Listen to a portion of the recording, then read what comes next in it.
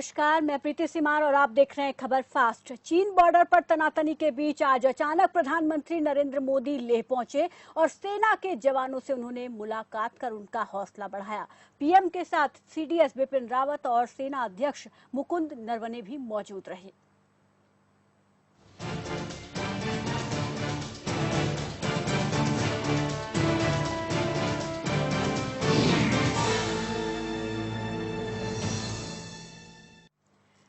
PM Modi का लेह दौरा अचानक था, जिससे हर कोई चौंक गया है। पीएम मोदी के साथ इस दौरान सीडीएस बिपिन रावत भी मौजूद रहे और पीएम को सेना वायुसेना के अधिकारियों ने जमीनी हकीकत से रूबरू करवाया। वहां जो स्थिति है उस बारे में जानकारी दी।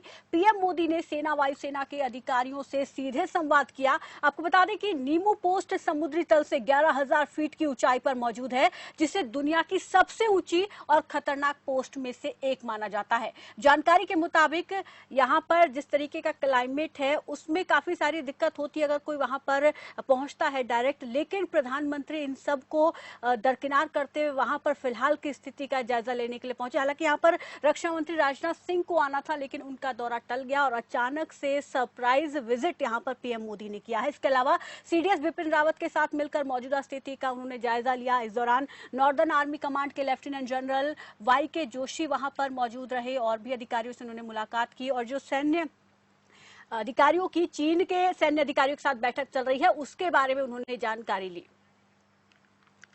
और इस पर हमारे साथ ज्यादा बातचीत के लिए colonel D K. Bhardwaj, defence expert, हमारे साथ जुड़ गए हैं। डी.के. भारद्वाज जी, नमस्कार, स्वागत है आपका।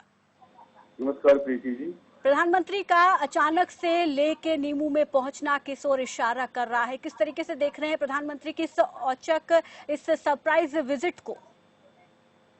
प्रीति जी, हम इसको सरप्राइज विजिट नहीं मानते जी। ये एक रूटीन विजिट है प्रधानमंत्री जी की। जी। आपने इनके पास 6 साल का रिकॉर्ड भी देखो जी। तो प्रधानमंत्री जी बार बार सेनाओं के बीच जाते हैं। जी। हर दिवाली पे जाते हैं और वैसे बीच में जाते रहते हैं। जी। और ये एक प्रोटोकॉल है, जब भी प्रधानमंत्री जी जाएंगे जी। तो साथ में सेना के प्रमुख अधिकारी भी जाएंगे। सीडीएस रावत जी, हमारे chief of army staff Naravane साहब, नॉर्दर्न आर्मी कमांडर जोशी साहब और लेह कोर कमांडर हरिंदर साहब का साथ होना लाजमी है। जी। तो इसीलिए इसको किसी और परिपक्ष में नहीं देखना चाहिए।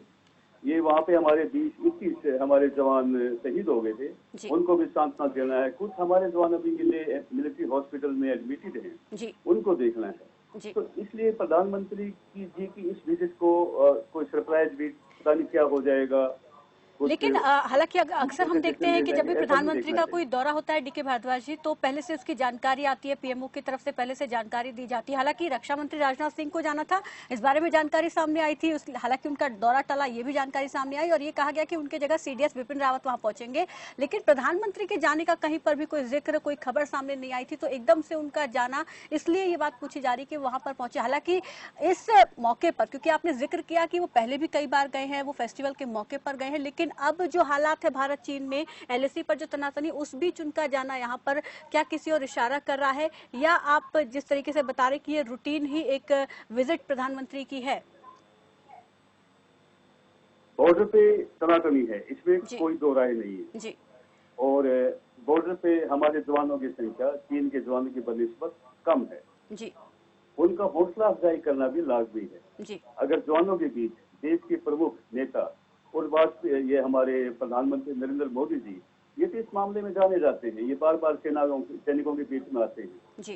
सैनिक इनको अपने बीच में पाएंगे, इससे सैनिकों का हौसला 2 गुना 3 गुना मल्टीट्यूड में बढ़ेगा, इसमें कोई राय नहीं है। तो प्रधानमंत्री जी का ये भी एजेंडा है कि मैं जवानों के बीच जाऊं, क्योंकि वहाँ बॉर्डर में इतनी ऊंचाई पे 14,000-15,000 फीट के ऊपर वो देश की रक्षा कर रहे हैं जी। तो प्रधानमंत्री जी समझते हैं कि मेरा भी एक फर्ज बनता है, मैं भी जवानों के बीच में उन हाइट पे जाऊं जी। तो इसलिए ये आपकी जो बात है ये भी ठीक है कि जवानों के बीच प्रधानमंत्री जी का होना बहुत जरूरी है जी। और आप आजकल आप देख रहे हैं कि एकदम इमरजेंसी में चीन ने ऐसे हालात खड़े कर दिए हैं, साथ में दुश्मन देश पाकिस्तान उसके साथ लग गया है, गिलगित बल्तिस्तान में भी उसने 2 डिवीजन भेज दिए हैं, नेपाल भी हमारे साथ नहीं है जी। तो ऐसे मामलों में हम अभी रूस तो हमारा भरोसेमंद साथी रहा है जी।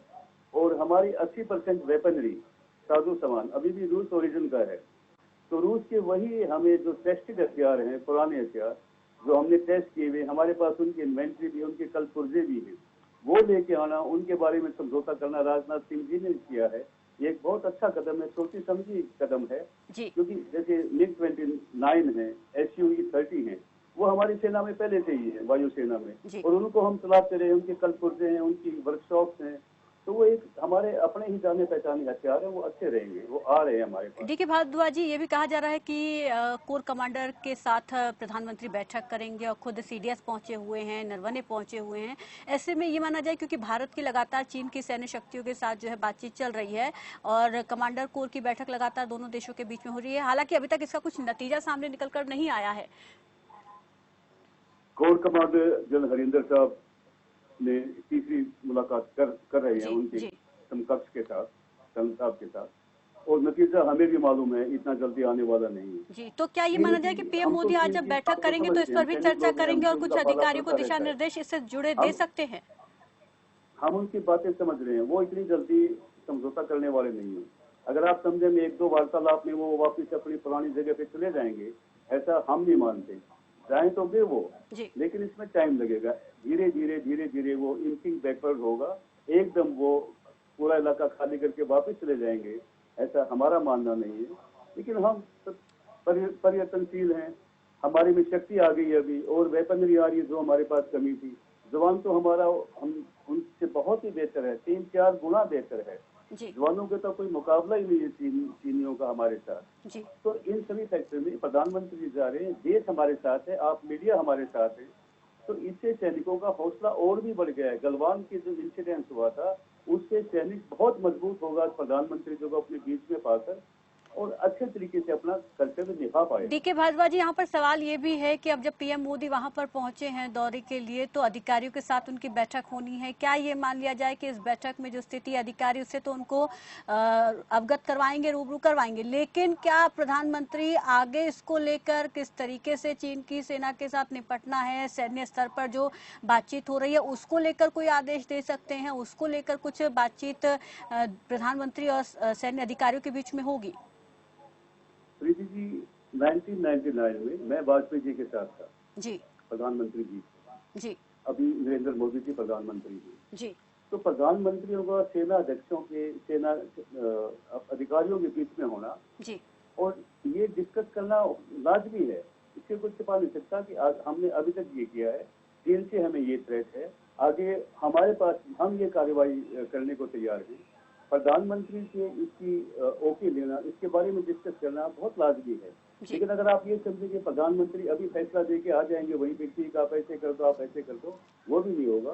प्रधानमंत्री जी उनकी समस्याओं को समझेंगे, हमारी समस्याओं को, सैनिकों की समस्याओं को, उसके बारे में ऑन द स्पॉट जानकारी हासिल करेंगे और वापिस दिल्ली आके विचार विमर्श किया जाएगा सेना अध्यक्षों के साथ, हमारे एक्सटर्नल अफेयर्स मिनिस्ट्री के साथ, सबके साथ विचार विमर्श किया जाएगा। आगे का जो क्या कार्रवाई होगी वो दिल्ली से उसका फैसला किया जाएगा, लेह से उसका फैसला आज नहीं होगा।